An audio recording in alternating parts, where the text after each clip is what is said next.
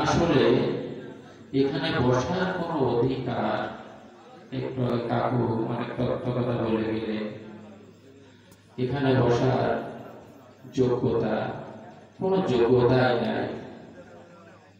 আবার এখানে যিনি আচার্য হিসেবে আছেন উনি আমার সম্পর্কে যে রেজিগনেশনটা ব্যবহার করলেন, এই রেজিগনেশন এখানে প্রযোজ্য নয়। এখানে যখন আসি কলেজের পরিচয়টা একদম বাদ দিয়ে আসি, ও পরিচয় কোনো পরিচয় না। আর এই যে দাস বলি, এটাও কেমন জন্য আমার কাছে দাস এত সহজ জিনিস না। দাস, দাসের সাথে ভগবানের সম্পর্ক অনেক গভীর, সে সম্পর্কে যাওয়া তো সহজ না। তেজাব নিয়ে যে বললেন বীর কৃষ্ণ দাস, এটাও কেমন জন্য